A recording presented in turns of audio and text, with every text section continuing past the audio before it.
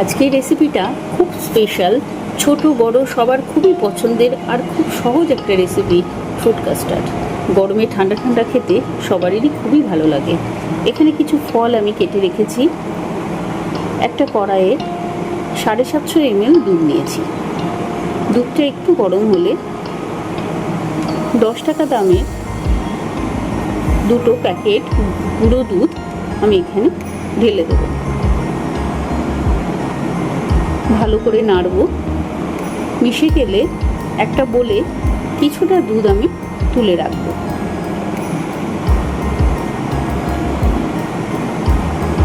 এবার ফ্লেভারের জন্য এখানে আমি এলাচ গুঁড়ো ব্যবহার করেছি। যে দুধটা আমি রেখেছিলাম সেই দুধে 2 চামচ কাস্টার্ড দিয়ে ভালো করে গুলে রেখে দেবো।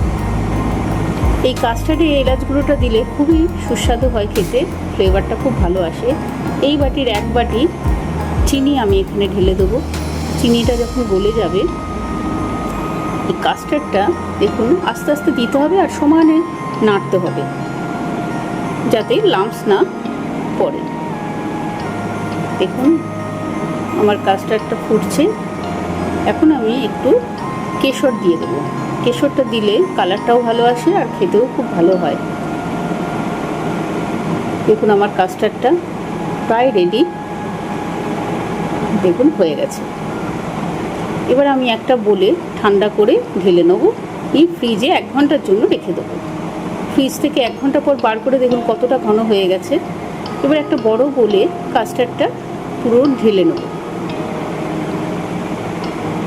আমি যে ফ্রুটগুলো কেটে রেখেছিলাম সেগুলো এবার কাস্টার্ডের মধ্যে একে একে দিয়ে দেবো। যেমন আপেল, কলা, আঙুর, লেবু।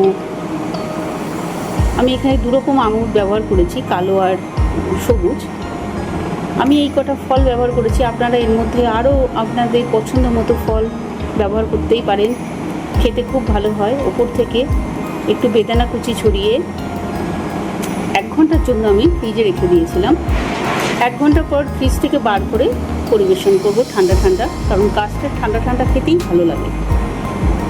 দেখুন আমার পরিবেশন কমপ্লিট। ওপর থেকে একটু বেদানা কুচি ছড়িয়ে দেবো। আর আমার কাছে গোলাপের পাপড়ি ছিল, তাই আমি একটু গোলাপের পাপড়ি সহযোগে পরিবেশন করেছি। আমার এই রেসিপিটি যদি আপনাদের ভালো লেগে থাকে তাহলে লাইক, কমেন্ট, শেয়ার করে আমার পাশে থাকবেন। বেল আইকনটা টিপে দেবেন। পুরো ভিডিওটি দেখার জন্য আপনাদেরকে অনেক অনেক ধন্যবাদ। নমস্কার।